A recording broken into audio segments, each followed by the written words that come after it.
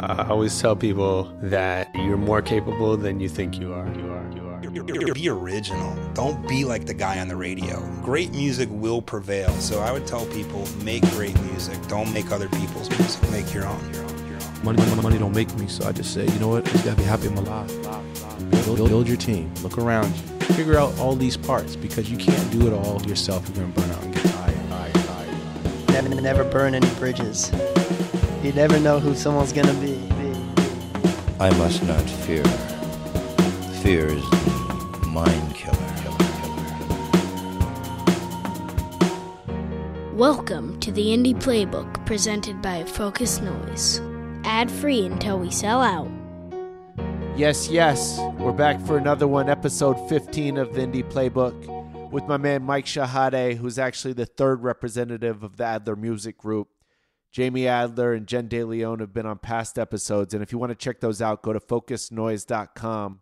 And please, once again, if you're enjoying what you've heard, tell a friend, share it, let people know that you're getting some good value out of these episodes. We really are trying to bring people that have a lot of knowledge and a lot of experience. And getting back to today's guest, Mike Chehadé, I have to give my man a lot of credit because he's the reason we've been able to book tours for Scarface, Raekwon, Ghostface Killah in this past year, and he's really been an integral part of this business growing. And so I wanted to get him on to give some of his lessons. He's had a lot of ups and downs, and his faith has really been the driving factor no matter what he's gone through. And you'll hear some incredible stories. He's just had some great opportunities, but it's really because of the work he's put in and his knowledge. It's not by accident at all, and you'll see that. He knows what he's talking about. So I hope you get a lot from this episode with my man Mike Chehadé. A lot of people our age, I would say, stop keeping up with what's new, right? Or kind of have become disgruntled by the industry. Why do you think that you're different? I think I just have it in my soul, in my body, to like discover new amazing things. Like I'm constantly trying to educate myself, or, you know, and also let me stop for a second. There's also this, like, how we grew up, right? In our generation. I'm 39, 39 years old. I look like I'm 25. I know I'm fucking super handsome. So, but with that being said, when we were growing up, the only way to discover music was you find it, or your buddy tells you about it, or like there was actually a chance to be the first person, or be the first person out of all your group. And now everything is everywhere. So the discovery point is completely different now.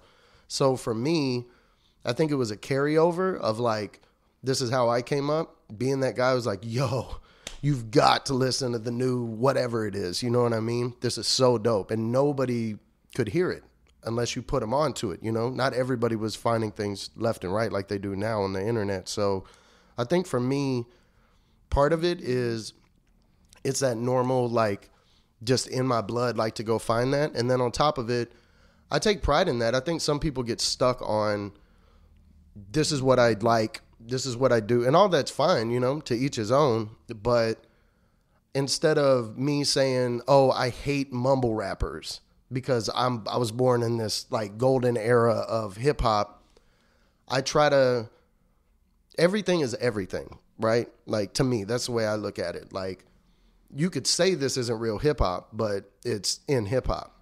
And so it's there, and you can ignore it all day long, but it's there until one day you ignore it so long, it's a castle. It's not taken over. It's super big, right? Yeah. But in each one of those discovery points where it's like new artist, or even discovering a new producer or sound or brand or platform or technology, right? Whatever it is, you can't say this is the only thing I fuck with, and I don't mess with this kind of new stuff, because you will get left. How many people in print were like, who cares about digital blogs and writers and whatever? Now print is gone, basically, radio. What are people going to do? Where are you going to hear songs? Where else? I don't know. Every single platform ever now, every streaming service ever, So, what's this artist going to do? Who cares? This mumble rapping dude. Okay, well, he has 6 million followers. 6 million. on Instagram. You've never heard of him, but he has 6 million followers. So you can either say, fuck this artist, I don't get down with stupid mumble rap shit, or you can get past that and go, what made this, whether I listen to this music or not, what put this person in this position? What was that, you know? So I feel like for a lot of us, it's like if we're not inspired by the music we hear, it's hard for us to get interested in the person. Right. And I think that you can find the interest in the person, not necessarily just the music. Well, I think to your point, what you're bringing up, I think one of the things that makes me do that is, again, you see an artist, and previously, you know, before digital and everything else, you would only be able to discover facts about this artist through its music, through that person's music, magazines or write-ups, right? Or, you know, through word of mouth. Maybe another rapper on another song or another artist mentions this artist and you're like, oh, they're cool, or like, and you start trying to put those things together. Whereas now, like, you're literally having to, like, yeah, I might look at something and go like, I don't listen to this song. I would never listen to this song. But again, why does this person have 6 million followers? Why are they getting millions of plays left and right? Why do all their YouTube videos have all these plays, you know? So what I've discovered is it's like a backstory, right? Like you can look at an artist and hear their music and go like, I don't mess with that. But then when you find out what their story is, that might become interesting to you. And we do live in a day and age where your music isn't the only thing people care about. They care about you overall. What's your story? Where are you from? What were your struggles? Hip hop is known for struggles and overcoming stuff all the time, you know, and all these challenges in life. So what I try to do, it's kind of like a way that I look at myself. It's like some people from the outside who don't know me can look at me and go, hey, he's this person, when you really don't know a lot about me and there's way more to me. And so I try to take the time and do the same thing for artists or athletes or producers or directors or whatever. And there's two sides to it. I can get past the song I don't like or the movie I didn't like or whatever and wonder like, why does this person have this much success? You know, whether I listen to this or watch this or not, what put them in this position? What was so amazing about them that they got here? But then when you get there, it can be two things. I can either discover all this awesome stuff about this person where I'm like, yo, there's more to this story than meets the eye, you know? Or I can dive in and go, holy shit, this dude is a piece of shit. Like, wow, you know, there's all these other factoids that pop up when you start trying to discover an artist. You know, that's why I think when people only go with the music side of things, that's not it, you know, anymore. You can't only listen to the music because, as we've seen more recently, right? Look at all these accomplished people throughout the world that are all of a sudden getting in trouble for sexually harassing people, raping them, you know, sexual misconduct, stealing, so on and so forth, you know. And these are decorated, well-respected, well-accomplished human beings, but meanwhile, they don't have their shit together as a person, you know. But you would never know that unless you're like, oh, Harvey Weinstein, he's produced so many amazing movies. Wow. You know, this guy is so smart. This guy is so everything, until you find out this guy's a piece of shit. Do you think part of it is because people like to watch a train wreck? Yeah, I do. I think that's where, like Cardi B, right? Cardi B has become one of the most successful artists on the planet. Mm-hmm. But I think that started from people just thinking she's this funny, crazy girl, ex-stripper, kind of wild and, you know, free of emotions. Like meaning she just like lets her emotions fly. Everything she thinks, everything she wants to say, she just says it. And people are like, holy shit, this is either going to be the funniest thing I've ever seen or it's going to be a train wreck. Fortunately for her, she elevated, you know, instead of like, oh, people like watching train wrecks, so here we go. You know, I'm going to show you a train wreck, you know.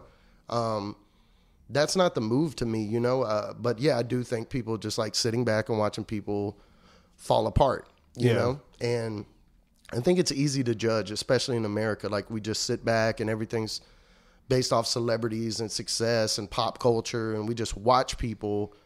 And I think there is a huge portion of people out there that they're easy to critique people, you know. It's easy for them to judge people or make comments or say things because at the end of the day, they think they're watching TV.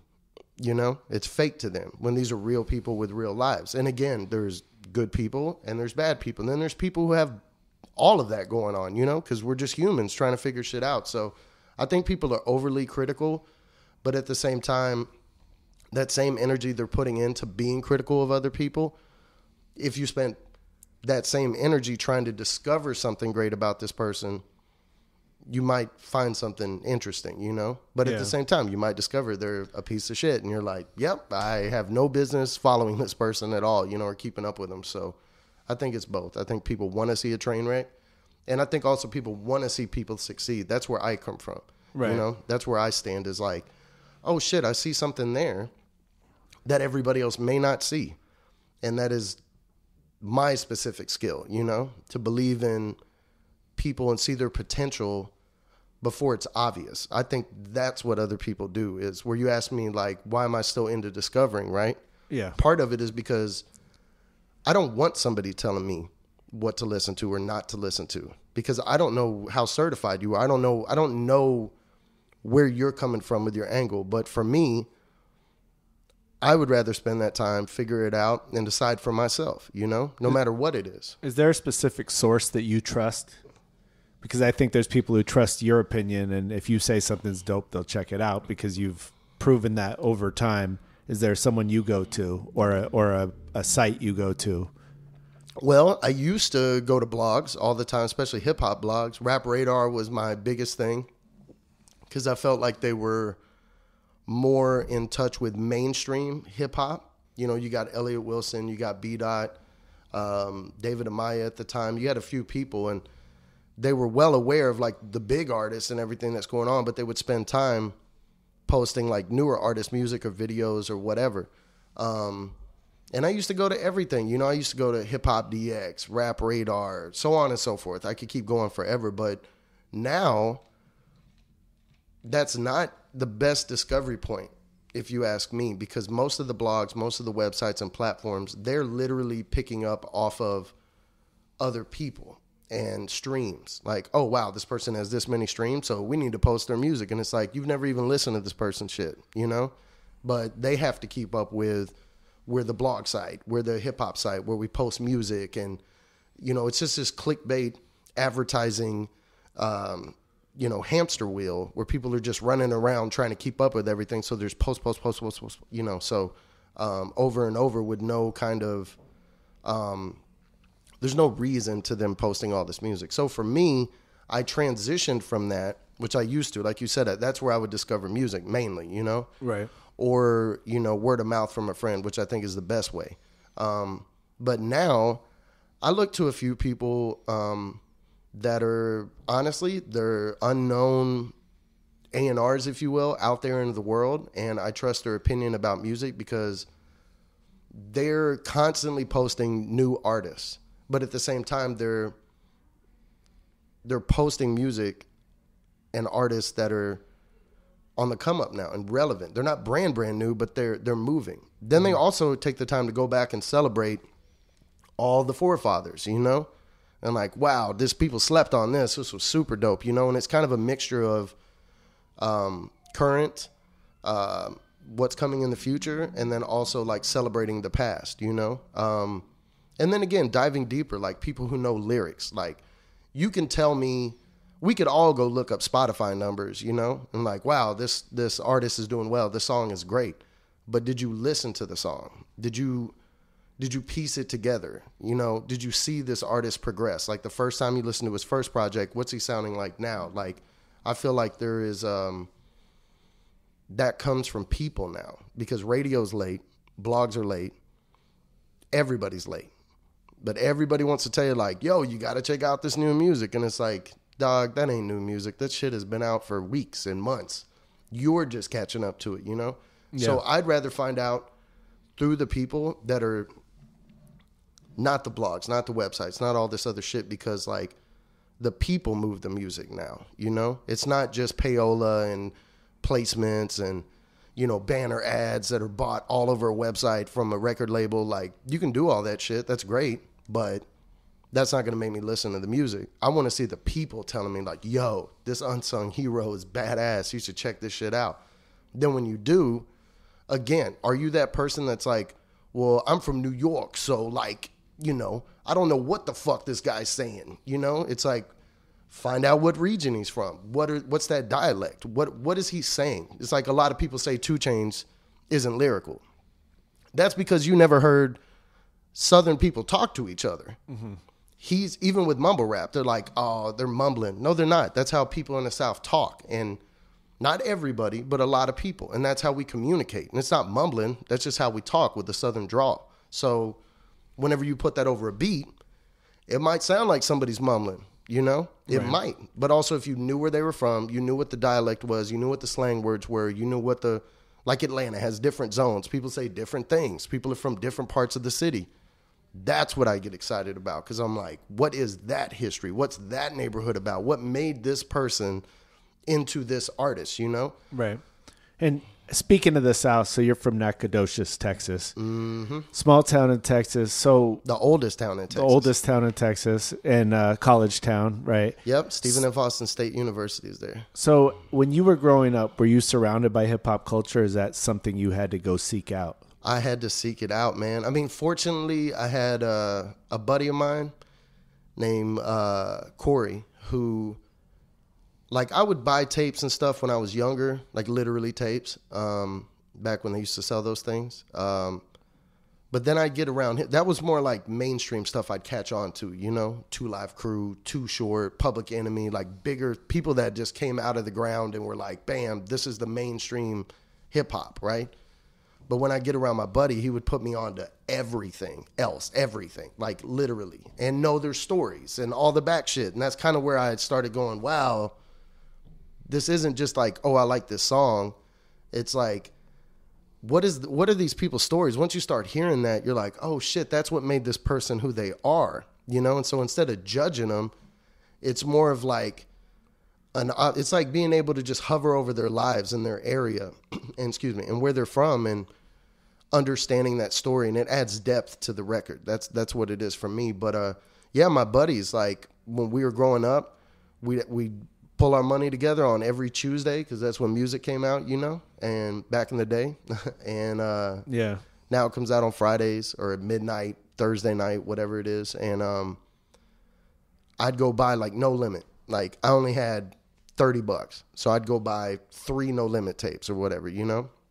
My other best friend would go buy the 3 other ones I couldn't buy.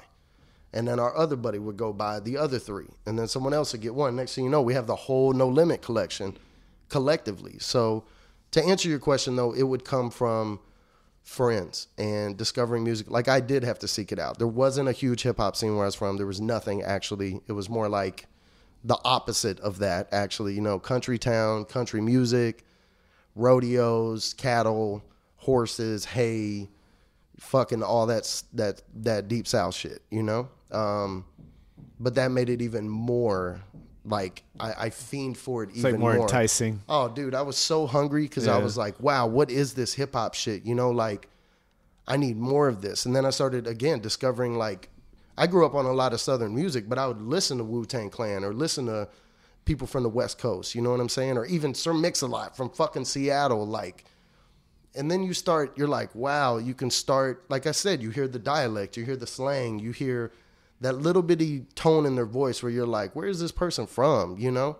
Why are they saying all these things, you know? And that's where you not only discover the artist and that record, then potentially you can go back and look at their catalog and records you missed and singles you missed or freestyles you missed. Then you're like, oh my God. And you start putting together this whole story about this artist, you know?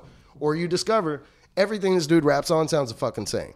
Yeah. Like, well, and it's so much easier now because you watch one YouTube video and now it tells you, it has a whole lineup of what you should be watching similar to this dude or all their other videos. That wasn't the case. We actually had to really study and try to figure out each artist and what other music came from that region. Who gave you your first big break in this industry, and what do you think they saw in you? Well, I had a couple. Even before I got in the industry, I'll give you a quick story. I was working I always did hospitality. I worked in restaurants coming up. You know, I'd start off as the busboy, and then I ended up becoming a bartender, like bar manager. and then I assistant manager, and then I was a GM. And I worked in restaurants for 13 years. So when I moved from Texas, I moved to Las Vegas. I lived there for like 2.5 years. I was chasing entertainment and music and all that stuff. Thought it should be in Las Vegas because it's the entertainment capital of the world, but they have a horrible hip hop scene. Besides Dizzy Wright, shout out Dizzy. Right. And so through different things, I ended up moving to Los Angeles. And one of the first jobs I got was working in a deli, Jerry's Famous Deli. It's a huge, famous for years deli out here. So I was a manager there, and I was working my ass off. I couldn't get in the industry. I was doing everything I could. I moved out here to do all that, and it just wasn't happening. And here I am at work, 55 hours a week, not the happiest person in the world, especially when you know you have all these extraordinary skills, but you're just like, how do I get in this industry? How do I even apply all this stuff, you know? Because there's no handbook. And this is a true story. So I was running Jerry's Deli, and then I had this one customer. I'm not going to say his name. I'll leave him anonymous, but great guy who changed my life. But rich, white dude, probably 50s, late 50s, almost 60, khaki shorts, flip-flops, Hawaiian T-shirt with the shades that have like the strap that hold them around your neck, like that, like the whitest person of all time, right? Super great guy. I remember he would sit on... the restaurant I worked at was shaped like a horseshoe. He would sit on the side that was not the main part of the restaurant. It was like a small, barely busy at all, no waiter there.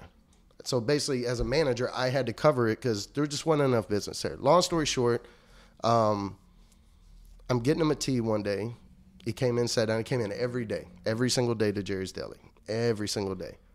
So I'm getting him a tea, and I come back, and I drop it off. And I'm walking off, and he goes, "Hey, what are you doing here?" And I said, "I'm running around, about to go put your order in and shit." Like, what do you mean? I'm working, you know? So we had built a rapport at this point, customer-manager relationship. And he said, "No, fucker. What are you doing working at a restaurant? What are you doing working at a deli? You have, like you're different." And I was like, you know, I've kind of heard that over my life a little bit. And at this point, I just answer him like I would anybody else. It's like, man, it's just one step to get to another step. You know, it's all good. You know I have to have a job to still pay my bills and get where I'm going. You know, I'm not tripping, whatever God wants. And he goes, "You got it." And I said, "Okay," you know, and he was like, "No, you got it." And I was like, "What do you mean?" He was like, "Look, man, you have, there's something about you that's special, and you got it, you know, like you can't stay at this restaurant forever." And I'm like, "Look, man, with all due respect, I don't want to. I'm doing my best, you know, I'm trying or whatever." And he says, "You got it, kid." And I said, "Well, I appreciate that." He says, "Just know that." And I was like, "Okay." And he said, "You're different. Just know that."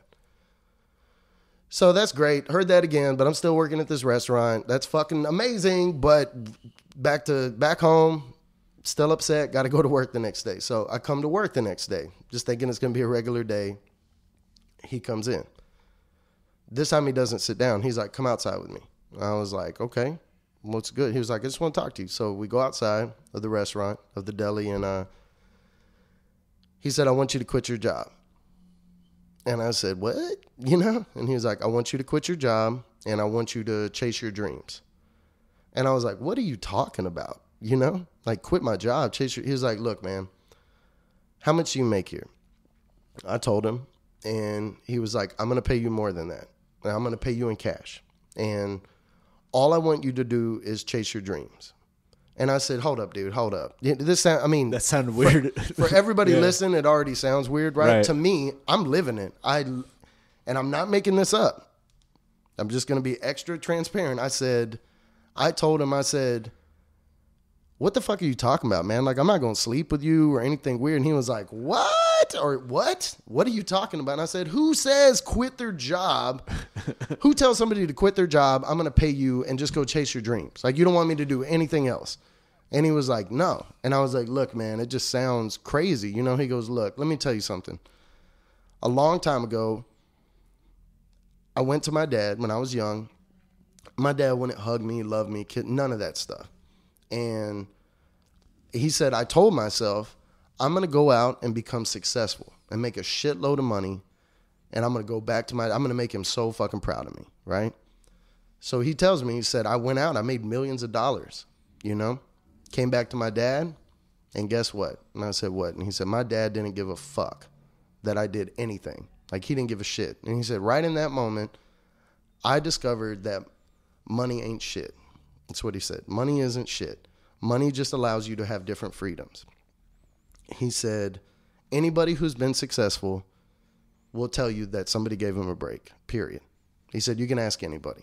And I said, okay. And I'm still sitting there looking at him like, what the fuck are you talking about? Who says quit your job? I'm going to pay you more than you make now, and you don't have to do nothing except chase your dreams. Meanwhile, while I'm thinking about all this, he goes, I'm going to give you your break.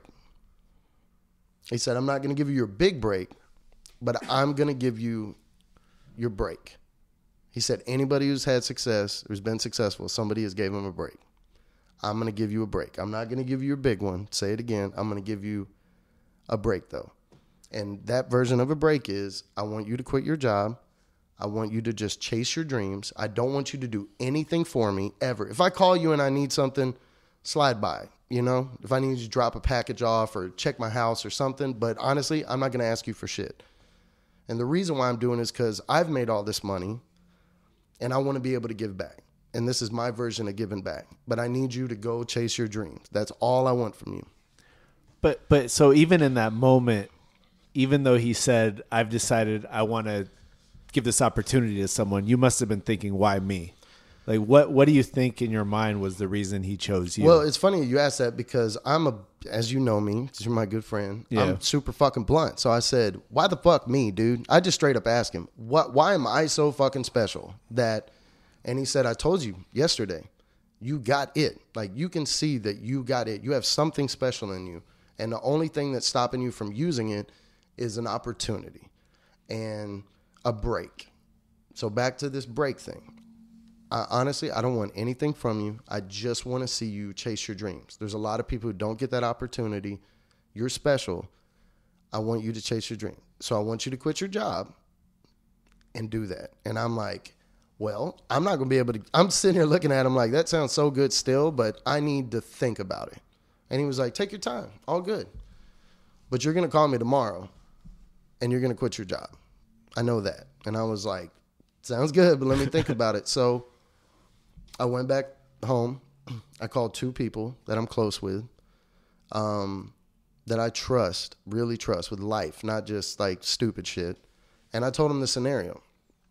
And both of my friends who've known me for my whole life almost, both separately, didn't speak to them together, separately, both said, quit your fucking job and go for it. You deserve it. Mind you, these are 2 very responsible people who aren't just like, fuck it, dude, do whatever, you know? I don't know how I made them into a redneck, but... it's Texas people, right? Had to bring it up. Yeah, but basically...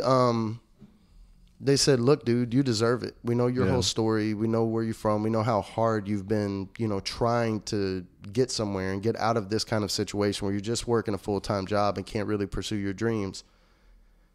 Trust God and just do it. And mind you, I had a salaried job for well over a decade at this point. And insurance, benefits, the whole 9, you know. So this is me quitting my job for the first time to really... get out of the matrix kind of thing. So I did some praying. The next day, went to work. He was there. We talked, and I said, I'll do it. I said, I'll do it. And the reason why I said I would do it is because I needed that leap of faith. I needed, you know, we all go to bed at night and pray to God asking for things, especially growing up. I stopped doing that, just to be clear. I stopped asking God for stuff, and I just started thanking him for everything.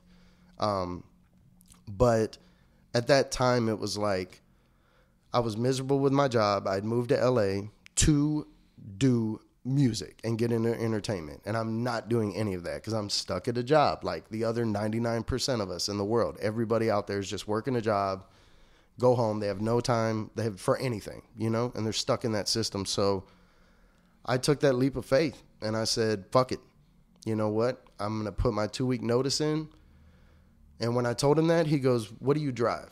And at that time, I drove like a super old Ford Ranger, just crusty ass piece of shit that I drove all the way from Texas. It was just the worst car ever. So when he asked me, what do you drive? I just started shaking my head left and right, like, you don't even want to know kind of thing. And he was like, what does that mean? I was like, it ain't nothing fancy, you know? And he goes, well, we can't have that. So tomorrow I want you to come to my house and meet me. And I'm like, what? So again, I go home. I actually put together my 2-week notice. I write it and everything. And I'm going to turn it in the next day. So I dropped that off. It was my day off. I dropped that off at work, just nice and here you go, and left. And I went and met him at his house. He drove me to a dealership. Dealer was there and he was like, look, we got to put Mike in a car. I'm paying for everything, just whatever. And at this point, I'm going with the flow. So I end up in a vehicle and different vehicles I'm trying or whatever. And I just remember sitting in the vehicle with the dealer and, this guy told me to quit my job, this amazing person. And they were like, you like this, you know? Just got this and power steering and the knobs and it's got the GPS and, you know, the navigation screen and all the fixings, right? And I just remember sitting there and I got overwhelmed and I just started crying. Not like boo-hooing, but I just started tearing up because I'm sitting there like, I'm a firm believer in God. You know, that's just something people should know about me. And, when you see God working, not because he blessed me with things and materials or whatever, but when you're down and out and you have nothing or you don't know how you're going to get out of your situation or what's next, you know, it's easy to say, but it's harder to do, to pray and really have faith and trust God and go, you know what, no matter what it is, up and down, broke, whatever this is, I trust you, God, and it'll be fine. And I had been doing that. And to actually sit there and all of a sudden I've quit my job, I'm about to just do whatever I want, and I'm getting a new vehicle, I was just beyond overwhelmed. But it also motivated me to move forward and go, I'm doing the right thing by trusting God, you know? And so to speed this up, which it turned into, so I quit my job, and then for 6 months, I just kind of lived life. I went shopping, I did all kinds of stuff I had never done before because I was stuck in a restaurant. I went skateboarding, just to the beach, like just stuff that I had been missing out in life, you know? And 6 months went by. And that time I had tried to get in the industry. I tried to get an internship. I called everybody I knew. And one day I get a call from the guy who told me to quit my job 6 months later. And he says, yo, any luck? And I was like, nah, man, I've been trying. You know, I just can't find anything. And he goes, well, I got to pull the plug. And I was like, and I had told myself previously, whenever this ends, it's fine. Because this dude changed my life. I would never get mad at him. I told myself, no matter what happens, I'm never going to get mad. And I said, okay, well, what is that? You know? And he was like, I'm not going to cut you off right now. But he basically said, there's other Michaels out there like you that I want to help. And I've been helping you for 6 months. He said, I'm not going to cut you off right this second, but just know, coming up soon, I got to pull the plug, bud. And I said, you know what? All good. I'm going to go out there and try to figure something out. So in that conversation, and I'm like, fuck, what do I do? I've tried do you think part of that is strategic for him to give you some motivation to say, like, if there was any little bit of slacking there or just not going 1,000%, that you were going to say, I've got to get this together and make something happen right now? Yeah, I mean, I think it could either be intentional or even unintentional. I think he maybe was just checking in and he was like, yo, this is, you know, I got to bust a move. So, you know, it's going to change your situation. But I guess to answer you, like either way, whatever it was, whether it was intentional or unintentional, it motivated me because I was like, yo, I got to figure something out. I have to. So I started racking my brain again. Like, what do I do? Because I had already like exhausted every resource I thought, you know? And then I remembered this one customer from the restaurant who I became kind of friends with. Just in the restaurant, though. We never hung out outside of it. And I remember when we first hit it off, he said to me, you know, I'm just a manager checking on tables and doing whatever. I remember this customer said to me, he goes, wow, dude, you're just like my cousin. And I was like, what do you mean? He was like, you know, getting to know you. You love music. You love hip hop. You're super personable, dude. You talk to us all the time. You get along with everybody. You're sharp. You're just like my cousin. You should meet him one day. Mind you, this was almost a year prior, just that conversation. And I saved the dude's number. And so I'm thinking in my head, like, I don't have anybody else to call. I don't know what to do. I've tried everything. And then this one dude popped up, and only because he said, you're just like my cousin. He loves music and hip hop and all this stuff. I was like, well, maybe his cousin's in music, you know? So I give him a call, and he's like, yeah, dude, that's what's up. I was like, can I meet your cousin, you know? And he was like, yeah, I'll set up a meeting. So he sets up a meeting. I don't know where I'm going, who I'm meeting, nothing. He didn't prep me on nothing. So he picks me up. We're driving. We end up driving into Hollywood. We pull behind this building and park. And we're walking up. I'm walking into the building, and Mac Miller's on the front porch, like the artist, Mac Miller. Yeah. And I'm like, where the fuck am I? Like, Mac Miller's just... And this is like Blue Slide Park, #1 record in hip-hop, independent. Like, that Mac Miller, like, at the prime of his shit, you know? Yeah. So I'm really like, where the fuck am I? I keep walking up further. I get to the front porch, and there's a big mat out front of the door. And on the mat, it says Skee TV. And I'm like, Skee TV, Skee TV. I'm thinking in my head, like, where do I know that shit from?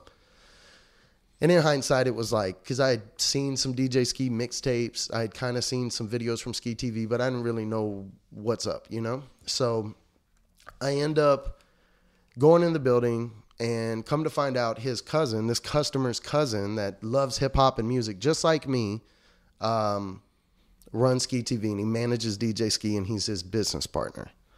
And we had a talk and everything else, and then it ended up turning into an internship, you know?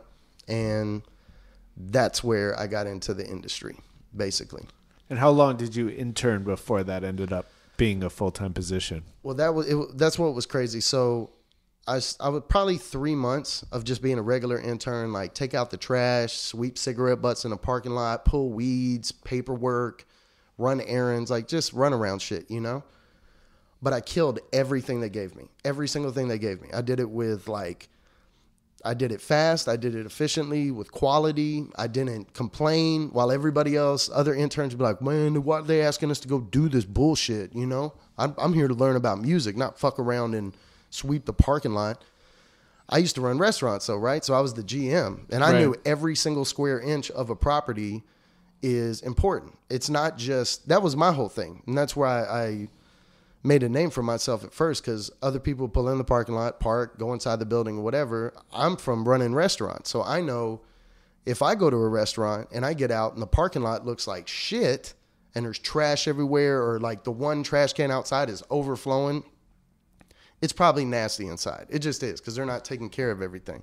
So I would show up, and aesthetically, everybody else goes inside. I'm outside looking at the building, the parking lot, going, if people show up to Skee TV, and the building, we would call it Ski Lodge, Ski Lodge, whatever, what's the first thing they're going to see? They're going to see all trash outside, weeds that need to get pulled, so on and so forth, right? So I was like, I'm going to clean this up. You know, I'm going to make everything look great. And I did it with a smile. And then after 3 months, they moved me to, they had like a music licensing department. They moved me to that. And then from there, I became Skee's executive assistant.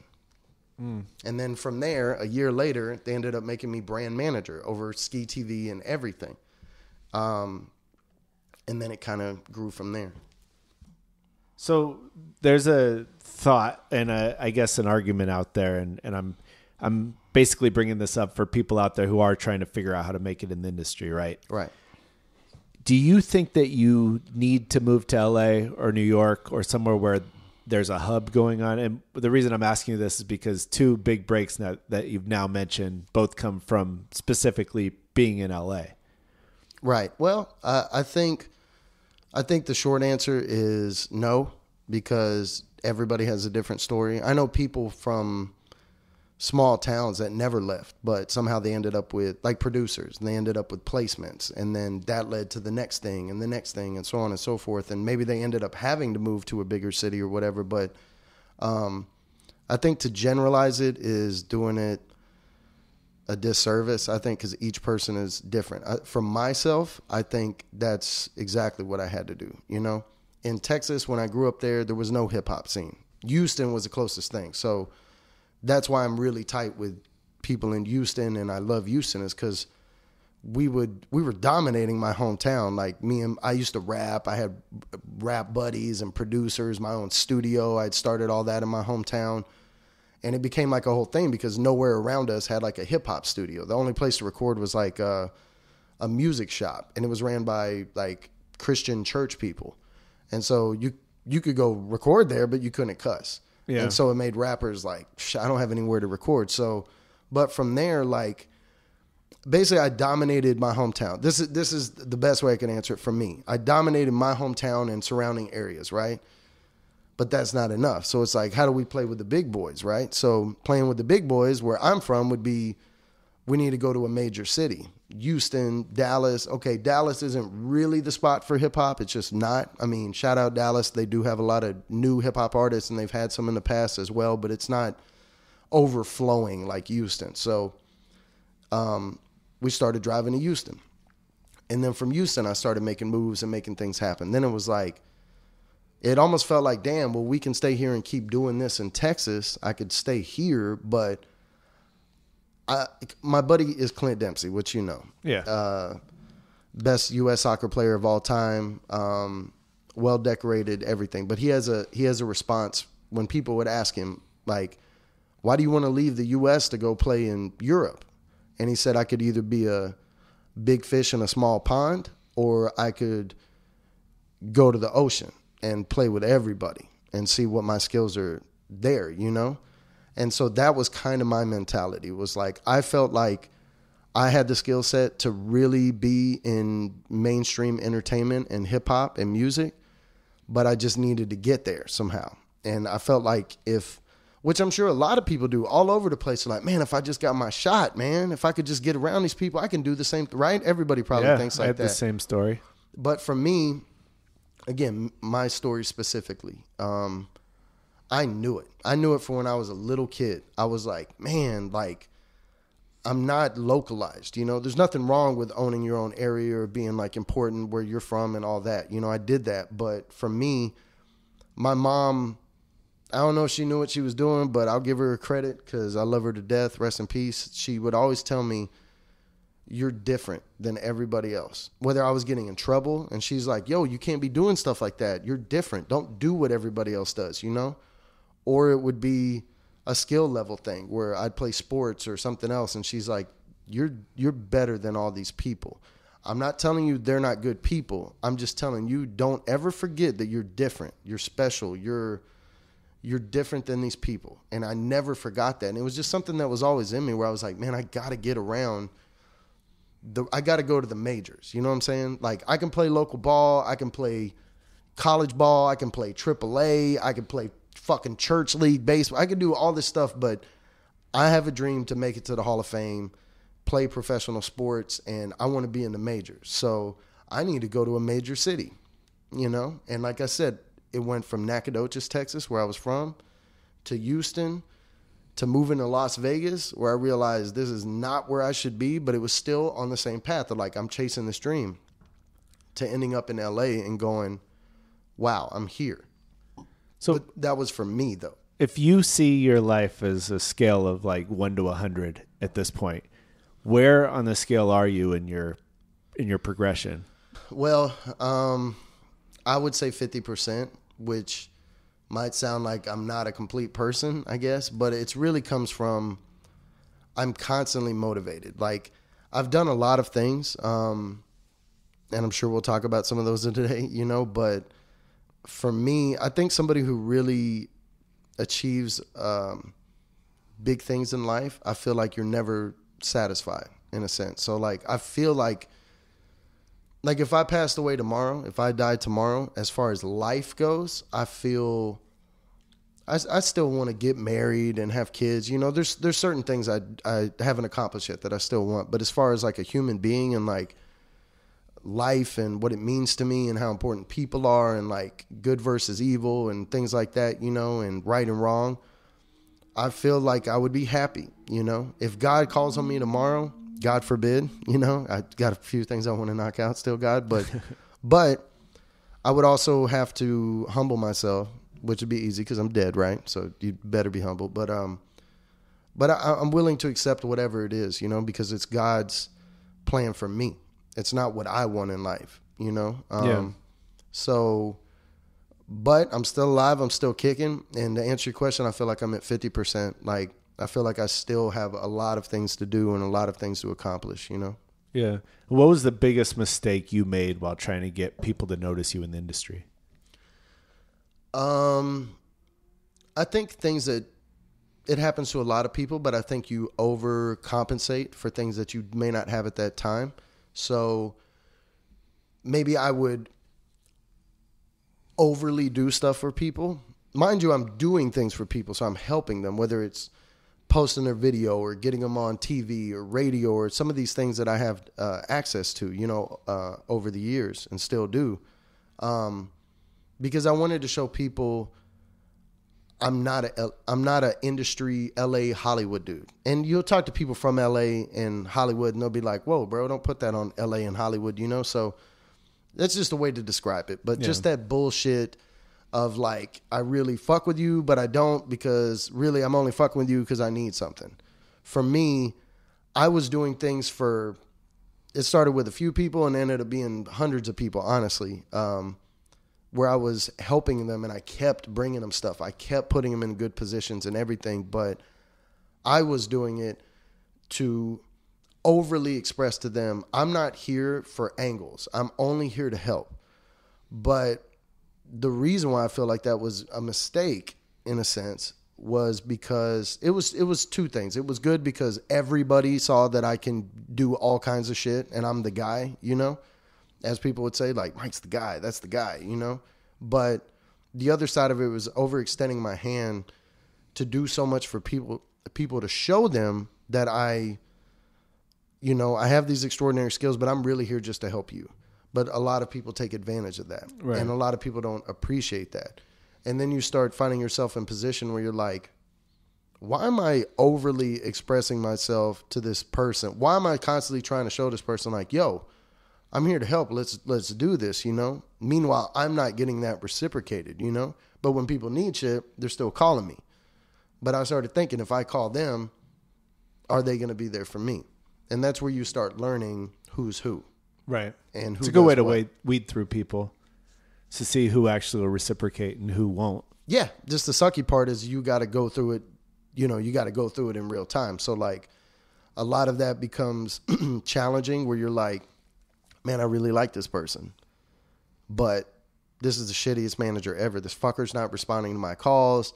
He's missing opportunities I'm bringing him, you know, because a lot of people, what ends up happening is they get a little bit of success and it goes straight to their fucking head and they change. And you're like, yo, what happened to this cat that I met when you were dying to meet people? You were dying to get on radio or do interviews or, like you needed help. Now you don't need help because you got money and a little bit of success. But the thing that they don't realize, because this is about longevity. It's like, well, right now you're hot. You're hot shit. Or like Jay-Z said in his interview the other day with the New York Times, he literally said, you're that white hot space, right? Yep. You're that artist who's just like really on fire now, but are you going to be able to continue that? So remember, people say it, but it's the truth. Like all those people you passed on your way up, on your way down, you're going to see them all again, you know? So people need to carry themselves a certain way, you know, and treat everybody with respect. And I think I learned my lesson the hard way. But just like Jay says, though, like Hove went through that, so you ain't got to go through that. So that's what I'm here for, too, is like everything that I went through, good, bad, ugly, taking losses, whatever it is, I try to give that information back to people and help them, you know, and save them some time and misery, you know, because not everybody's like, I don't have to see somebody walk into a pit of fire and burn to death for me to be like, oh, should I do that? You know, it's like, shit, I can watch from over here. Like, that's hot as fuck over there, dog. Right. Oh, you burnt, you black as fuck. You are ashes now. You're gone. And it's all because you wanted to go through it, which people have to, but sometimes you can learn from other people, you know? Yeah. And so I really try to do that myself. Learn from other people and then pass that information on as well. Well, and you mentioned successful people, and I think that to you, just knowing you, and I don't want to put words in your mouth, but I feel like that means a more well-rounded thing than just successful money-wise. But you've obviously worked with a lot of successful people. So yeah. In your opinion, who's the most successful person you've worked with, and what attributes do they have that you look up to? Wow. That's a really heavy question. Who's the most successful? I'd have to say Clint Dempsey. Because I've known Clint since I was a little bitty kid. And I mean, probably like I was 5 or 6, and he was probably, he wasn't even born then. He's 5 years younger than me. So let's say I was 6 or 7 and he was 1 or 2 or whatever the fuck it was, you know? Yeah. His brother played on my soccer team. We were the same age, and Clint came up underneath us. We were really, really good at soccer. My team was. We won state 5 times, I think. All this stuff, right? But over the years, I see Clint ends up in college. He's going to Furman, though. And, like, Furman's not a big-ass school, you know? Most people don't even know what the fuck I'm talking about right now. Look it up. I think it's in South Carolina. Yeah. He goes there. He does well in college. But, again, not everybody's paying attention, you know, because he's at a small school. But he does really well. He gets drafted by Major League Soccer, by the New England Revolution, again. Made a team, but nobody really knows who he is, and he's the backup. He's not even starting. He's not playing. Then the player starting in front of him gets hurt, and he gets his opportunity. And he never looked back. But the success that I look to from him and like his story, again, because like you said, it's not just money and accomplishing things for me, was the fact that he was from the oldest town in Texas, like me, Nacogdoches. That's where he's from. The way soccer's set up is pay to play, basically meaning like if you want your kid to come up and end up being professional, you got to have some money to put him in certain camps, on certain teams, and it becomes very expensive, you know?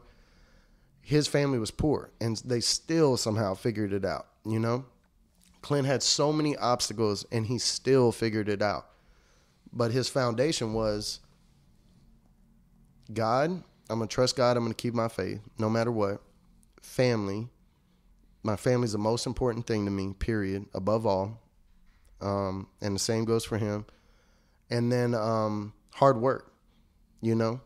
There's times where I remember the first year he left MLS at a certain point and he goes to England. And at the time he had the highest transfer fee for an American soccer player ever. So he goes over there to play. He thinks he's about, you know, big fish in a small pond, no more. Now, big fish in an ocean with other big fish. So he goes to England, but he doesn't play. Like he's the best player on his U.S. team, but he goes to England, and now he's just the American sitting on the bench. And he's away from his family. His girl's not over there. He's living in a nice apartment all by himself in England. Not doing shit, sitting on the bench. And when you know you're super great at something and you can't do it, it's ultra frustrating. And I saw it on his face when I'd visit him. But to speed this up a little bit, so all his first season, he doesn't play, right? Until we get to the end of the season. Fulham, which is a town in London, an area in London, or in England, Fulham is playing Liverpool, which is a huge, famous soccer team. Yeah. Liverpool is beyond favored in this game. Fulham should never win, no matter what. Not to mention, I don't know if people know how soccer works, professional soccer works, but in the league, the bottom 3 teams, when the season is over, those bottom 3 teams go down to the league below, and the top 3 teams from the league below that go up. So it's a promotion if you make the top 3. Yeah, I love that they do that. And it's called relegation when you make the bottom 3. Yeah. So if Fulham loses this game, which they're going to and supposed to, the entire team goes base. Imagine the Yankees finish in the bottom 3 and they have to go to AAA all of a sudden. Yeah. So, and really think about what I'm saying, because the way soccer works is the reason why all those soccer fans are so passionate, and you see them with chants and wearing jerseys and everything, isn't because they're just ultra sports fans. It's because every one of those towns in England, let's say, that is a real town with a team. That is their team. So when Fulham gets regulated, the whole city gets regulated. Now, the difference between being in that top league, the Premier League, Barclays, and going down for TV money, just alone, is a lot of money, dog. We're talking 20, 30, $40 million just for TV. So now your team that was in the majors is in the minors. So back to the game. Last game of the season, when Fulham loses, I'm doing air quotes because they're supposed to lose for sure. They're getting relegated. And he hadn't been playing all season? He hadn't played all season. So they end up putting him in the game in the 88th minute. Soccer games are 90 minutes long plus any stoppage time.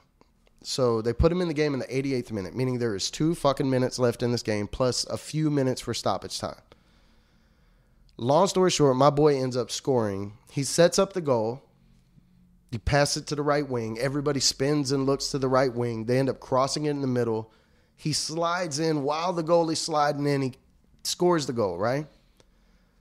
Saves Fulham from being relegated, period. Like, the biggest moment, one of the biggest moments in the football soccer club's history ever.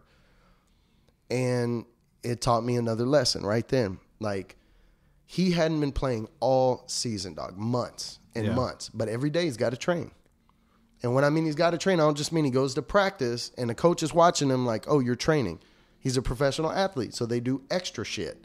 So while we're at his crib chilling, not at practice, he has a device strapped around his chest that monitors his heart rate, and he had a wrist bracelet that monitors his jogging, running, and all that other shit. And every day, he's got to go train, and that thing captures his training, and he has to turn it into the coach. So he's never missed, like he's constantly working, constantly busy, training all week, no family, no friends, no entertainment, no nothing, just stuck in London, in England. And then he trains all week to go to a game where he just sits there. And imagine what that feels like. Like, you're the best player. You know how great you are, but your coach or somebody's not giving you that chance. But the thing about Clint, and again, success, is being ready. And these are things that made me feel like he's been successful, where, like, he's not supposed to play. He's not going to get that chance. But he was so ready when he did, even though it was only 2 minutes. You only get on the field. We don't even know what we're doing with you, but just get out there. And he ends up seizing the opportunity, you know, striking in the right moment. And so the success part of it, and he goes on to make millions of dollars, Nike endorsed athlete, captain of the U.S. national team, all kinds of ads, all kinds of shit. But that's not why he's successful to me. He's successful to me because, number one, he's doing what he loves to do, period, money or no money. And number two is because he kept his faith in God and himself and his work ethic. And he just waited his time. And then I bet he felt unsuccessful until that very moment where he was ready to strike. And he did. And he accomplished something which showed success. He succeeded. But it was the truth of the matter is because he kept... You have to be ready at all times. Like, you can, like, what's the point of being a person? What if he would have gone out there first day, scored 1 million goals, all this other shit, and been well decorated and everything? That wouldn't have, I don't think that would have made him the person he is today. It would have just been easy. It would have been whatever, you know? But because he had to overcome obstacles, because they said, you're the American and you're not good enough to play, what do you know about soccer? You were good enough to make it here, but we're not going to play you, buddy. We're not going to start you. And to just sit there patiently, work hard every day, waiting for your chance. And when that chance happens, you're ready. That's real success to me. And that's how I would kind of compare it to my own life. Like, I've always wanted to be in hip hop and music and entertainment. But there was like, we're talking way over a decade of me trying and hoping and wishing.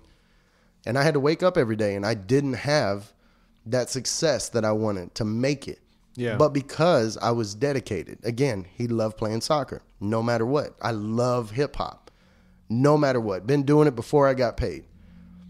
And that kept me going. And then to come all the way to LA, find my way and end up in this music industry and accomplish a lot of things.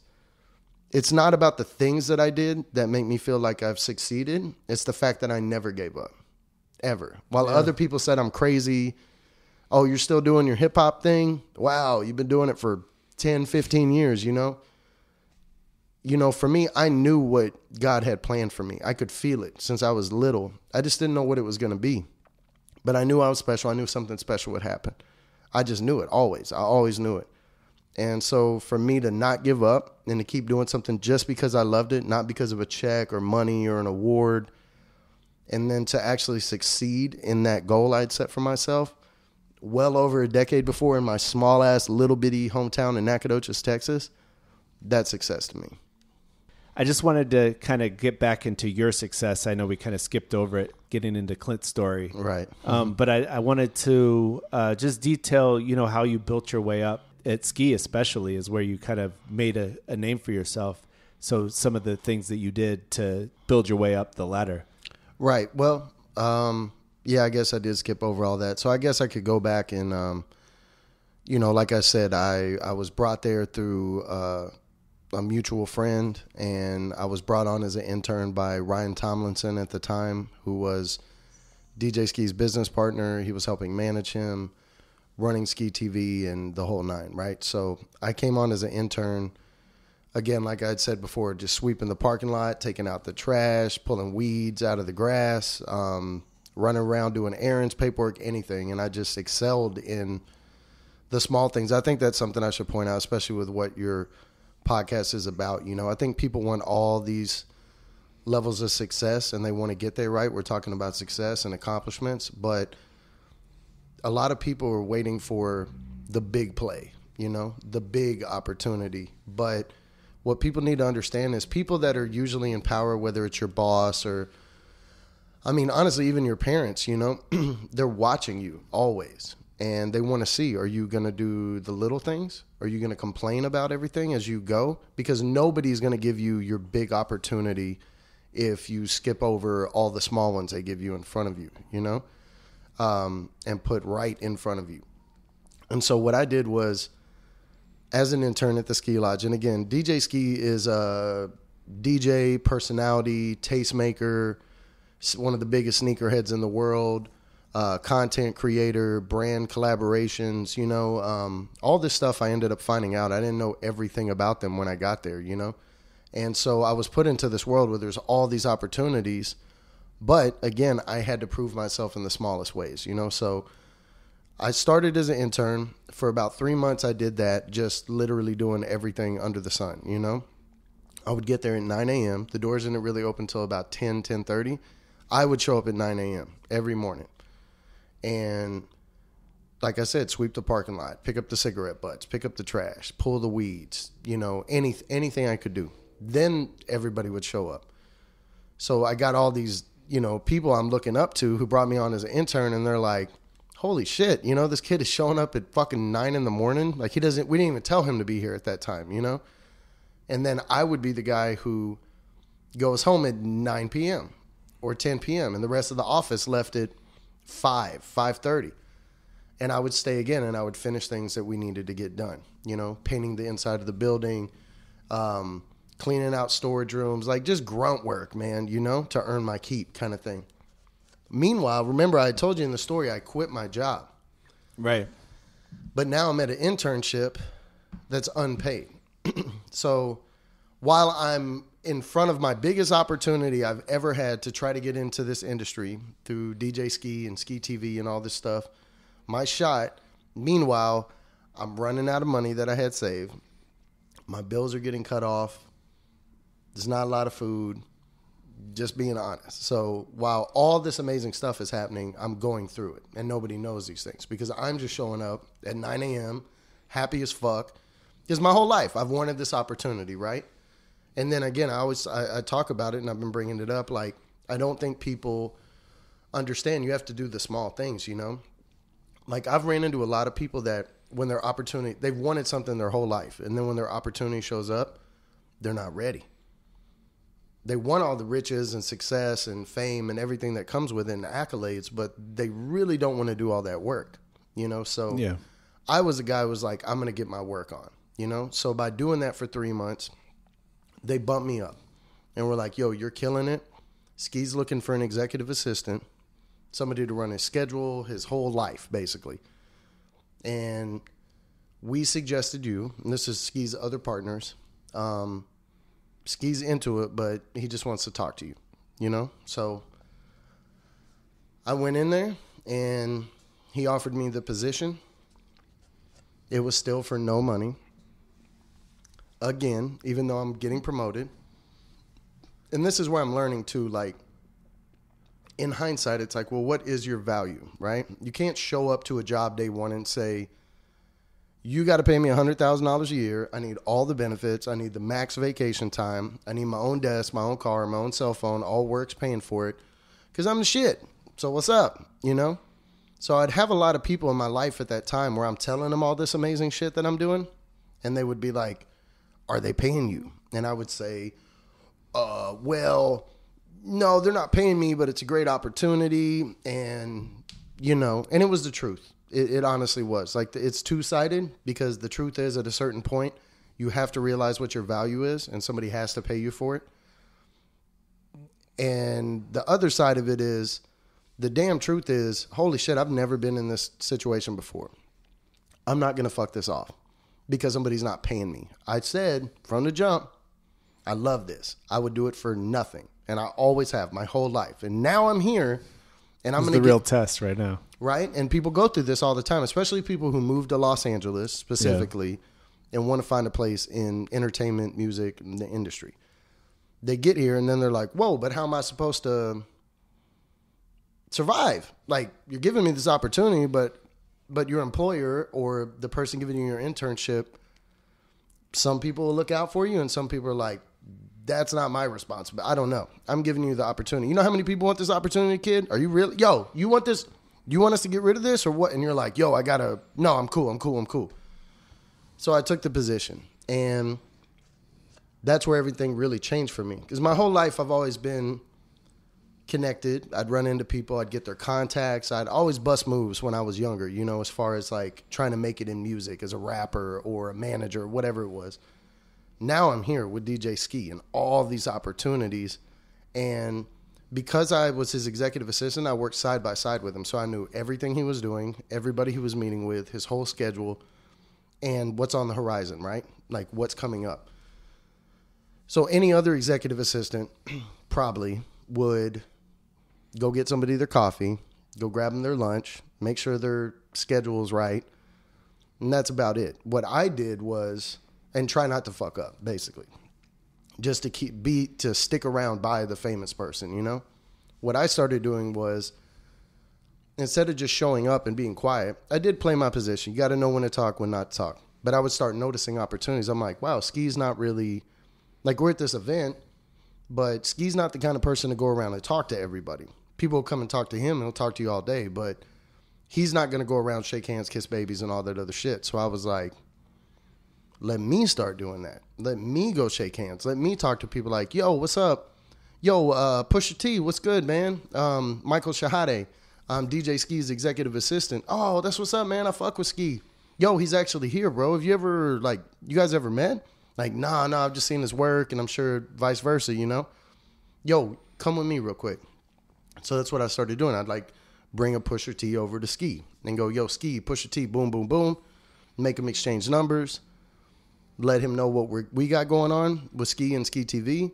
And then I'd get the contact as well. Because the other thing Skee did for me was, yo, nice to meet you. Yeah, for sure. Yo, holler at my boy Mike Chehadé. Mike handles all my shit. So hit Mike, right? So all of a sudden I become this gateway to communication with DJ Skee. Whether it was with companies, but I was doing executive assistant shit. Like, yeah, I'll get my guy to email you, you know, or whatever.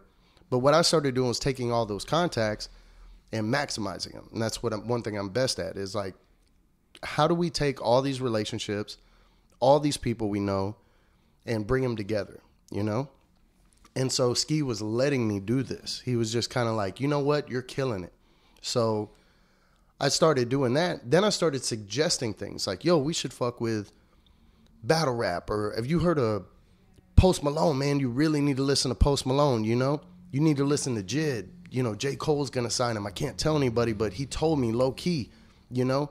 Earth Gang, Logic, Riff. I could go on and on and on. I started becoming this point of discovery, as we discussed earlier, for new music. Yeah. But I would bring it to Skee because we have radio, online content, and I just started feeding him, you know? And I remember one of the first things I did was through Trey the Truth, who's a good friend of mine, like a big bro. I've managed Trey before. He's from Houston, Texas. Trey was out here in California, and he hit me up. He was like, yo, I'm shooting a video with this cat named Problem. Come through. I had never met Problem before. Problem's like a local L.A. Compton like MC who's well decorated, right? But hadn't had the success he probably should have, kind of thing. So with that being said, I went to the video shoot. I met Problem. I actually met Bad Luck as well, who's like a partner of his, another rapper.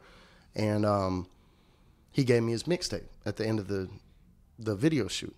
Now, normally I would, because I get handed music nonstop, I'm not going to really listen to your mixtape. I'm just telling y'all. That's not how I get down. I discover music myself, you know.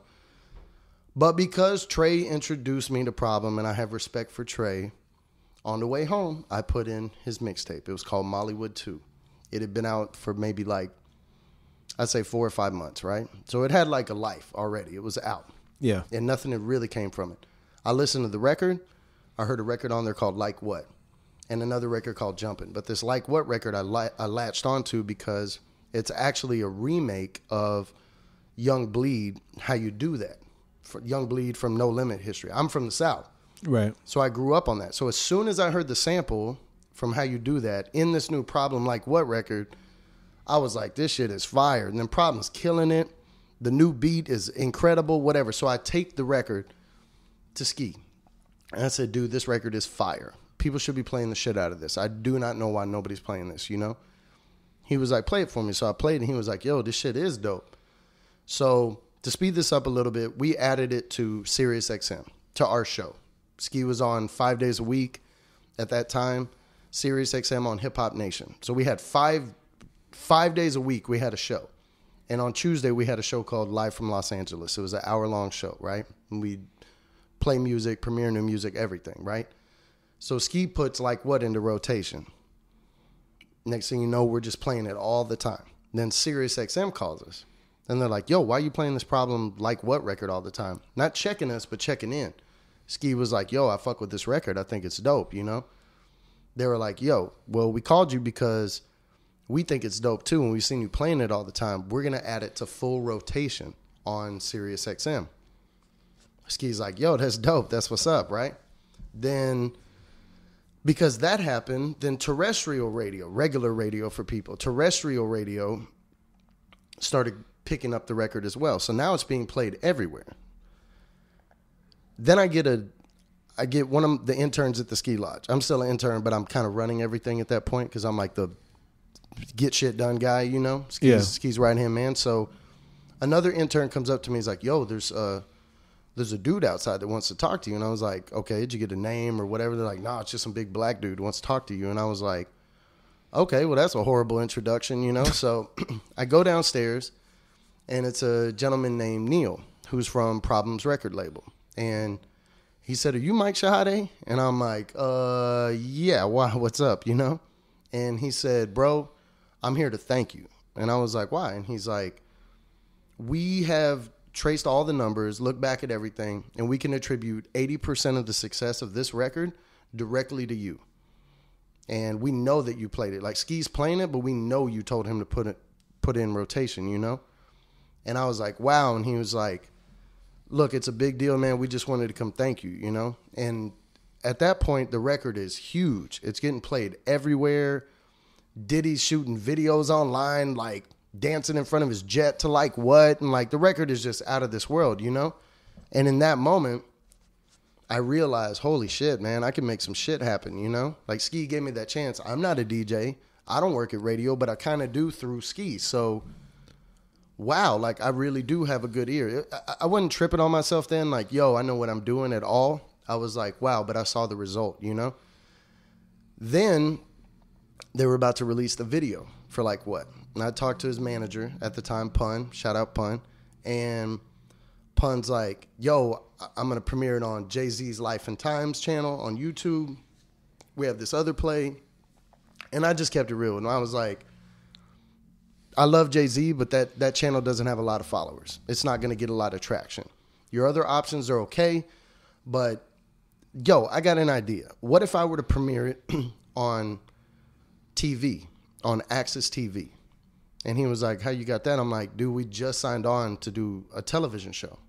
And we did. We ended up doing a television show for 5 seasons, 2 on Access, 3 on Fuse, called Skee TV. Live performances, interviews, the whole shit, which I was a producer on as well. And I handled all the booking, social media, marketing, everything. That was all on me.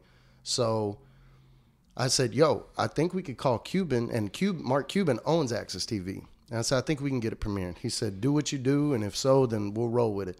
So I called Skee. Skee called Cuban. Cuban was like, yeah, let's premiere the video. So I premiered the video on Access TV, and it sets the song off even more.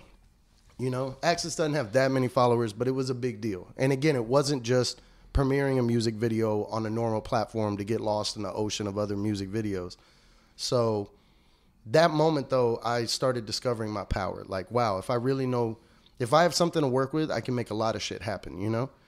So I continued doing those things, and I'm skipping over a million fucking things I did in between. But it got to the point where it was my birthday the following year. So now I've been an intern, right, for 3 months, just a regular intern.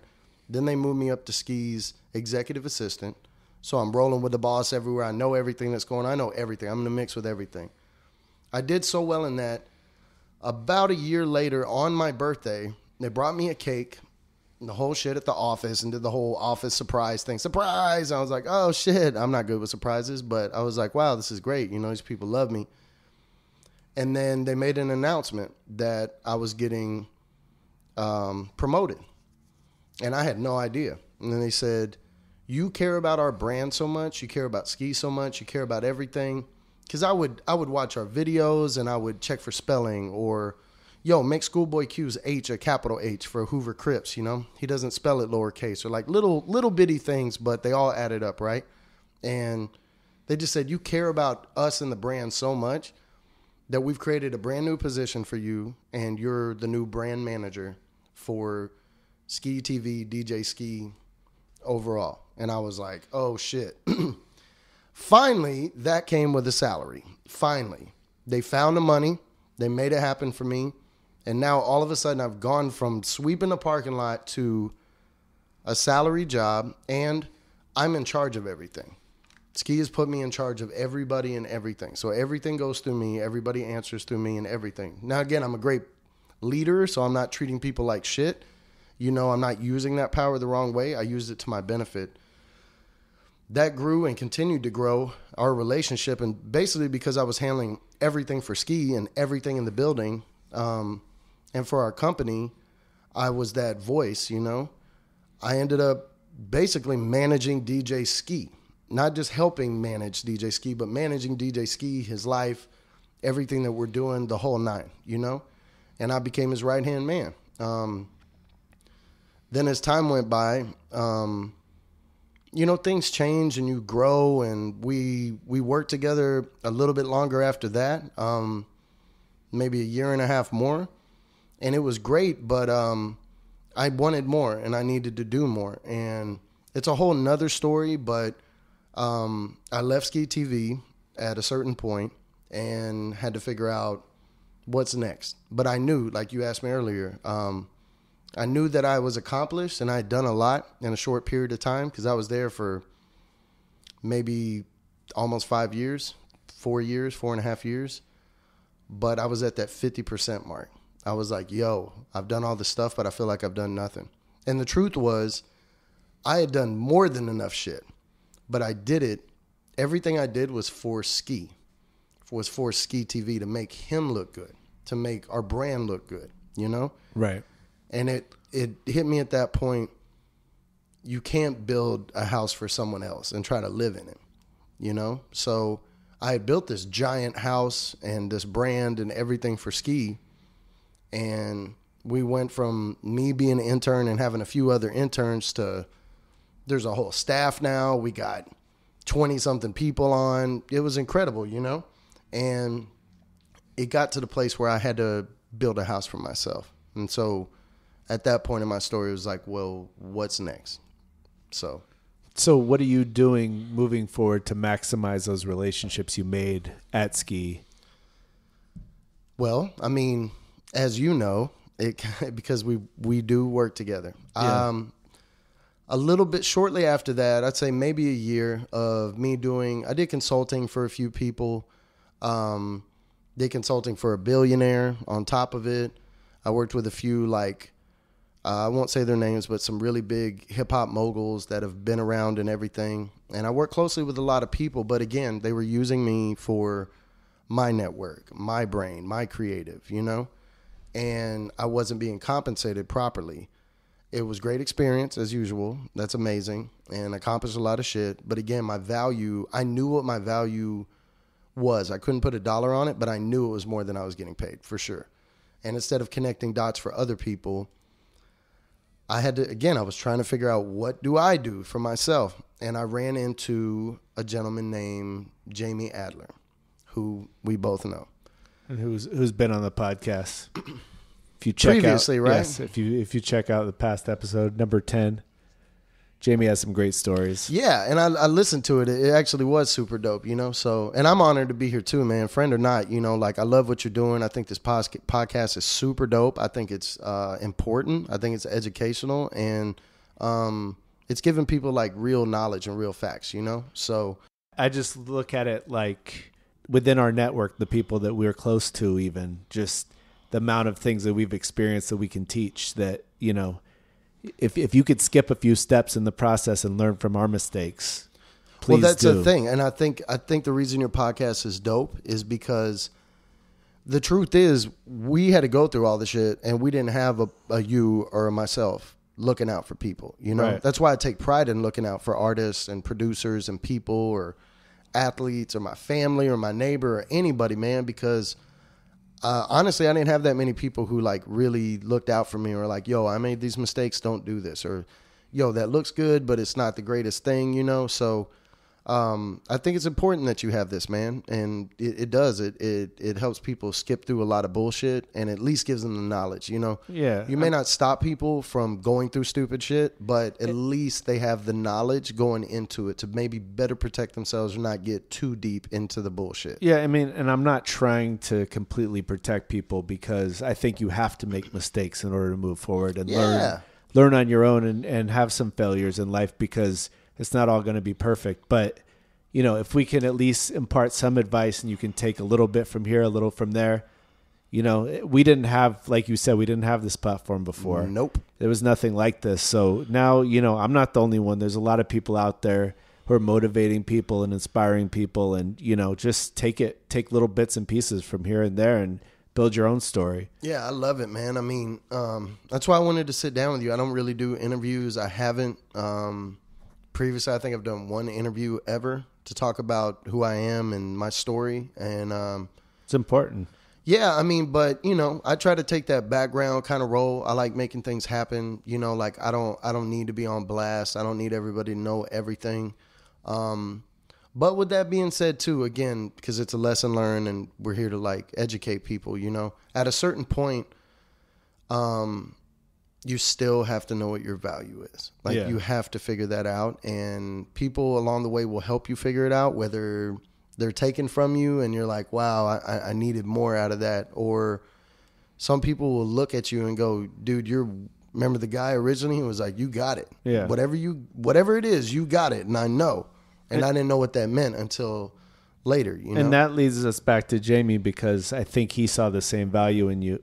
And after he'd run into you, he came into the office and was like, I don't know what we got to do with Mike Chehadé, but I'm telling you, there's something there. Like, we got to figure out something to work on. Yeah, he's so for people who don't know who Jamie Adler is, the Jamie that I knew, I didn't really know Jamie either. I was like, I think he manages Bone. I think he is Bone's agent. I think he manages Quick. I didn't know exactly, because whenever we'd need Quick for anything at Skee TV, we'd hit Jamie, or Bone, we'd hit Jamie, or Steve Lobel. Shout out Steve Lobel as well. But then I started figuring it out. So Jamie Adler, for those who don't know, he's a manager and an agent. Jamie's been an agent for at least 20 years, I'd say. Yeah, 20 years. Started on the rock and roll side of things. His brother is actually Steven Adler, the founder and drummer of Guns N' Roses. So through that, Jamie ended up in rock and roll, and he was working with a lot of bands then, and booking those bands and managing some of them as well. Everyone from Motorhead to who knows, everybody. A lot of people got in his ear, his little story, which you heard on his podcast, were like, oh, you only got this because of your brother. And he was like, all right, well, I'm going to switch it up then. So he jumped into hip hop, and one of his first artists were Bone, if not the first artist. Yeah, Bone Thugs and Harmony. Yep. And so I knew Jamie worked in music. I didn't know what he did. So we run into each other. And just like he told you, he told me, he was like, yo, I don't know what you're up to, but I know that I know you did a lot of shit with DJ Skee, and you were behind the scenes. And I feel like there's something we can do together. Now, at this point, I didn't know what that meant. And like I said, I worked with a lot of people, a lot of well-decorated people, well-accomplished. And they'd overpromise, they'd lie, or they just weren't doing it for the right things, man. Like, I love hip hop, and I can't work with people who use hip hop, who manipulate hip hop or artists or producers, or that shit isn't cool, man. You either do it because you care, or you just don't do it. That's the way I look at it, And so I had heard everything under the sun. So Jamie telling me we should work together and there's got to be something there and whatever. Honestly, I was like, I heard it all before, man. But I'm telling myself internally, and I learned, actions speak louder than words. I'm going to watch people, and you're going to show me who you are and show me what you're about. If you pay enough attention, people show you exactly who they are. So I met with Jamie. He was like, look, man, this is what I do. I own an agency. It's called Adler Music Group. We have these clients, DJ Quick, Bone Thugs and Harmony, so on and so forth, a whole bunch of iconic people. And I don't know exactly what we can do together, but I know your brain is super valuable, and I want it around. So I told him, well, cool, this is kind of what I need to survive. This is what I'm looking for, if you can do that. Because I wanted to see what he was about. Is he talking or is he action? Boom, he was like, okay, cool. Then very next time I saw him, which was pretty much the next day, he came and picked me up. He took me to the bank, and he pulled the money out. And said, here, you can either take this money and go do whatever you want. You can move home, you can move on, you can do whatever you want. Or you can take this money and you can stick around and work with me for a month, and let's just see what happens. And again, at this point, I've heard it all. But because of the fact that he paid me up front, everything he said, I had to give him a little bit of time to let it reveal itself, right? Truth or he's lying. So I stuck around and worked with him and you guys for a month. And honestly, as you know, the first month was horrible. I just could not figure it out with Jamie, meaning he was all over the place. I tried to call him. I couldn't get him on the phone. And I'm over here, again, remember, I just left Skee about a year or so before that. And I was everywhere this dude went. I knew everything. I was always with him, everything. So I was trying to work with him like that. And then I went to you, bro. And I don't know, you should remember this, but if you don't, I'm going to tell everybody. So I go to Eric Abel and I'm like, why is this so fucking hard, man? I cannot tie this dude down to get shit going. Like, I cannot get the ball to roll. What? And you go, you know what, dude? Don't let him do his thing. That's how he is. Let you and I work together, I'm the main booking agent here. Jamie's doing bigger shit, right? And he's letting me focus on everything. And everybody. Let's just work together, right? And that changed everything, dude, because then you and I started working together, and Jamie would be like, what are y'all up to? And it's like, you want to know? Come over here. So we'd end up telling him what's going on, working with him, and he was like, dude, this is perfect. You got it, you know? It was because of you, Eric, but he was like, this is perfect, dude.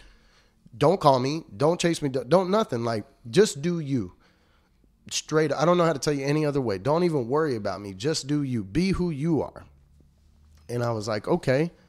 And that's when you and I started working together, and I brought in Ghostface as a client and Raekwon, and then, you know, a few others. And then we got the Scarface cool and so kids. on and so forth. The cool kid, like a bunch of people, right? Yeah. So, and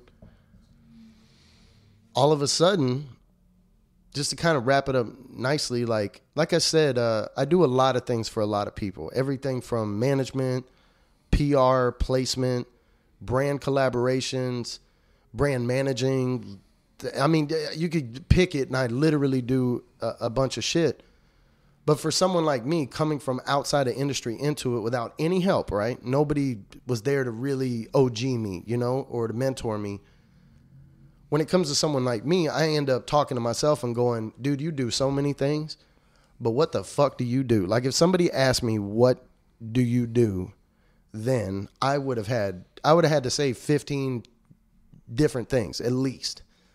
That becomes very complicated to some people, you know, not to mention myself, because again, if somebody said, what do you do? I could explain all the things that I do, but if you were to say, it's like asking a fireman, like, what do you do? And it's like, I get water and I put it on fires and it goes out. And it's like, oh, that's a fireman.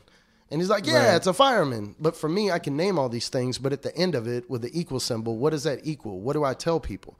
And so, I mean, the question that comes to mind, because knowing you, I think you're so good at spotting other people's value and figuring out who's good at what and who should do what, and giving people tasks that fit with their skill set.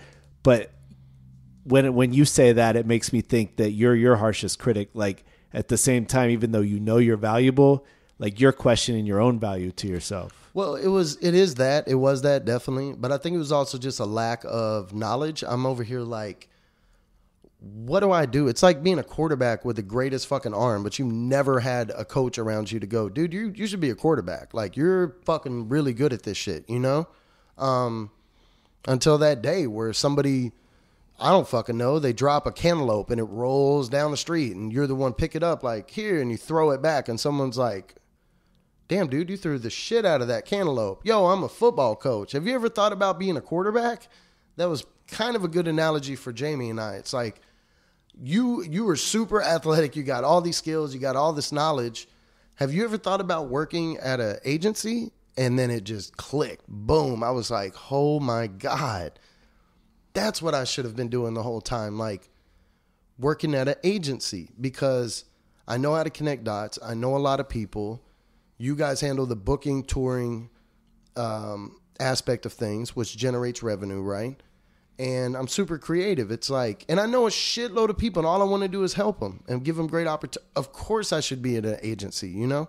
So after that first month, everything started rolling and it was going good. And then Jamie said, I want you to stick around. I love this. I think it's fucking great. You know, I'm going to make you head of A&R for my company and head of creative, and let's go. Like, I'm not going to tell you what to do. I want you to keep being who you are, you know? And I was like, shit, well, you know, as you know, Eric, when I got here, I was like, okay, so this is a booking agency and management. So we do booking, touring, and management.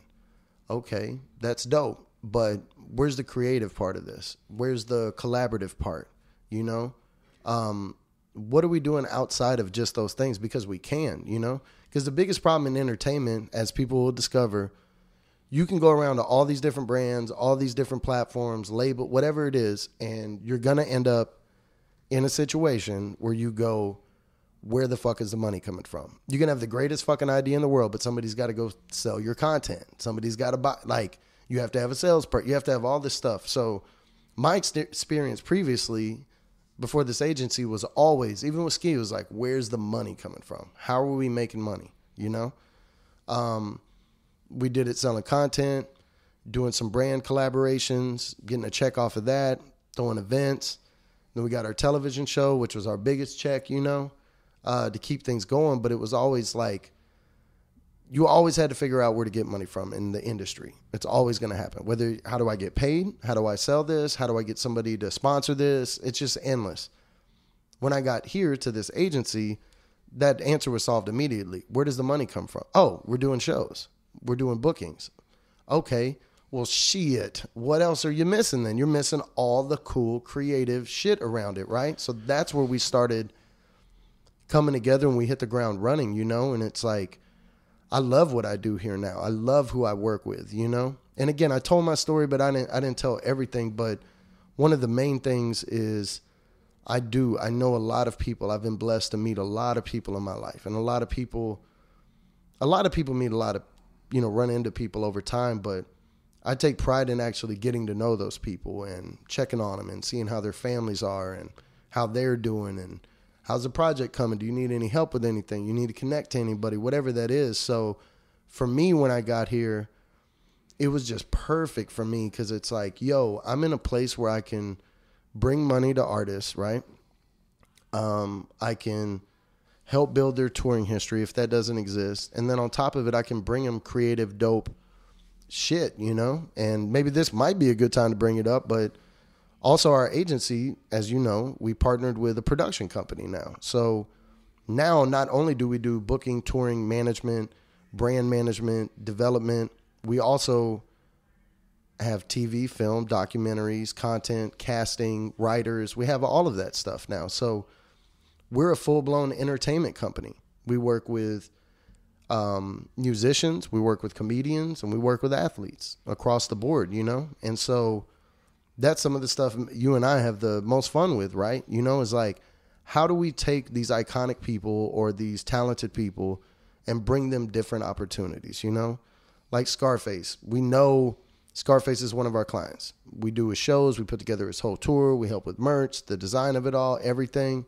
But he's been doing that forever. So what do we bring that's different, you know? And that's where you and I sat down and we you know, thought of the idea like, yo, Scarface has a book. How do we turn that into a movie, right? Yeah. Yo, Scarface, what do you like to do when you're not being one of the greatest rappers of all time? Shit, I play golf. You shut the fuck up. You play golf, Scarface? Yeah, I'm a scratch golfer. I play every day. No shit. Yo, Eric, why don't we try to figure out how to get...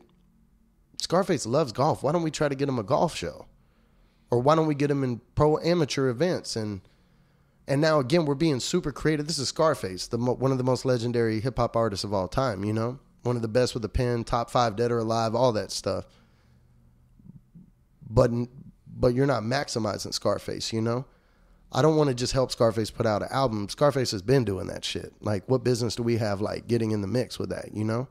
What can we bring Scarface that will elevate him, raise his brand value, and on top of it, create an opportunity of something that he would never have had before? I mean, that's a very specific point with Scarface, but it really can play out in any situation, right? So if you're delivering yourself, you're coming up to someone, what can I offer you that you don't already have? I mean, if you could keep that one thought in mind going forward, you're going to get a lot farther with every relationship that you have. Yeah, and then as you know too, and this is advice, so if people are listening, take this and do something with it, and don't be that person and ignore this. Listen, everybody approaches people and says, hey, I got this great idea that you should be involved in. But it's your idea. It's not the talent's idea. So those things are great. We have to do that, right? You know, like, yo, Scarface, you want to do this? Let's turn your book into a whole thing. I got that idea. That makes sense. And he's like, fuck yeah, let's do it. But be the person also, because we do this and this works and it's smart and nobody does this. Instead of approaching people and telling them this is a great idea that I have, that I want you involved in, why don't you ask them, do you have any ideas? Do you have a content series that you want to come up with? Do you have a documentary? Do you have a foundation you want to start? Do you have any interest besides the things that I'm bringing you? Because everybody treats celebrities and talent like you know, what they are. It's an opportunity to create something dope together and whatnot. But at the end of the day, stop treating these, especially hip hop artists, stop treating them like stupid ass rappers that don't have brains. You know, these are creative people. Obviously, they have extraordinary skills that are expressed through their talents, and so they're showing us all the time. They're super creative. They're super intelligent. They're on the cutting edge. They're very unique. So approach those people and ask them, do you have anything you want to get off? You know, it wouldn't make any sense for us to keep going to Scarface with just our own ideas, right? Again, just using Scarface as an example. But if we go to him and go, what's important to you? What do you care about? And he's like, blam, blam, blam. You're like, oh shit. And it'll open up a door of thoughts and creative and opportunities that didn't exist before. Well, then the second part of that is delivering on that. So, you know, you got to imagine that people in that position are also getting pitched with a billion things, and most of it's bullshit. Yeah. Just like you said, you've come across so many people in this industry that are just blowing smoke up your ass. You can only imagine, if you're a celebrity, how many people are pitching you smoke everything. Up your ass, right? So and can't deliver. So that's the point, right? And we talk about it all the time. You and I is, you know, and advice for people is like, it's okay to approach people with an idea, with an opportunity, but make sure that it's a real, solid, well put together opportunity and pitch to this person, because you might only get one shot. And then if you deliver fucked up, on top of it, you're doing that artist a disservice. Like, you're not bringing them quality nothing, because your shit is not together. Number two is, it's just like anything else. Like, if I went to a restaurant for the first time and the hostess was rude, the waitress was slow, my food was fucked up, guess what I think about that entire restaurant chain? It's not just, oh, I had a bad experience. It's like, fuck that. I ain't never going back to Crapplebee's, to Applebee's, or whatever, you know? Right. Yeah, your reputation's shot after that. So, you know, with new creatives or people that are getting their first opportunities, when you deliver something to somebody, make sure it's well put together. Make sure it's a great opportunity. It's not the best opportunity you could come up with, because you will burn that one conversation. You will burn yourself out, and that person will never talk to you again, or their management, or their label, or their PR, any of these people that are over these people, or the person direct. You know, if you're going to walk something in, make sure that it's right. And sometimes it's better to wait for the best opportunity. I know so many people, like, if people went through my contact list and my phone, they would be like, this is crazy, you know? But what I take pride in is, I don't hit these people all the time for everything. You know, I wait till it's right, till it's the best thing for them. Out of all things that I have coming to the table, this applies to them perfectly and in the best way. And then I put my shit together too, man. You can't just, that's the other thing. A lot of people wing it, right? Nah, bro. Like, unless you have like a ridiculous relationship with somebody where they're willing to just listen to anything you say and how you say it anyway, you have got to deliver properly. You can't just verbally pitch somebody something all the time, because again, look at it, you know, imagine somebody calls you and says, hey, I got this great idea or this great investment, and they just tell you about it, and then they're like, yo, send over the money, and you're like, you don't have a one sheet or a deck for this, or do you have a breakdown? Is there a website I can go to? Like, you're not giving me anything, you're just telling me to trust you, you know, and you know how that works. So that's the other thing you need to take pride in, and that we do. You know, it's like, it's one thing to have an opportunity and a great idea to deliver to somebody, but how do you deliver it? How do you don't need to give them too much information where they're just like, everybody's got that email or something where you're like, this shit is so long with 6 attachments. Like, I'm not opening any of this shit. Fuck this email, you know? So you don't want to do too much, but at the same time, you need to have that, the correct information in your proposal, in your pitch, right? And you need to have all your ducks lined up. Don't go up to somebody and say, you know, this is what it is. And then someone's like, well, is this person already signed off on this, that's going to work with us on this? And you're like, not yet. But again, don't waste those moments, you know? Like, make sure it's all together. And your point that brought this up is because you have to execute. Everybody, I can come up with the greatest idea. Let's go to Mars. It'll be the shit. when we get to that space shuttle that I did not build correctly, everybody's getting on it, and we all know we're about to blow up in the sky and fall all the way back down to Earth. And that whole great idea got space shuttle challengered, and it just blew up, dude. You know, so I'd rather build it right, execute, and land safe and properly. You know, I think that's a perfect place to wrap it up. Yeah, actually, yeah. Okay. No, we might have to do like a part 2 because I don't think I got through 80% of my questions, but I feel like you covered a lot of the questions in your answers. So you don't even have one more for me? Let's go one more and get out of here. All right. This is a good one to end it on. If you could send a 280 character tweet that everyone in the world would see, what would it say? Wow. Does it have to be all 280 No. Okay, good. But you just can't go over. I'm going to go under, actually. I'm counting. Right. I would say, and I say it not every day, but almost every day, I tweet this or post this always. And it's a personal message to myself, but at the same time, it's to inspire other people, or I should say maybe to remind other people. So what I would say is thank you, God, for another beautiful day. And the reason why I'm saying that is because I lost my mom. I lost my dad. I've had my dad passed away from cancer when I was 14. My mom passed away around a decade ago from Alzheimer's. And I've had friends pass away, and you just don't get a chance to see them, or, life is short. And so every day that I wake up knowing that my parents aren't there anymore, the fact that I just woke up and I'm still here and I get a chance to represent for them and my last name every day, I get up and I thank God for another beautiful day.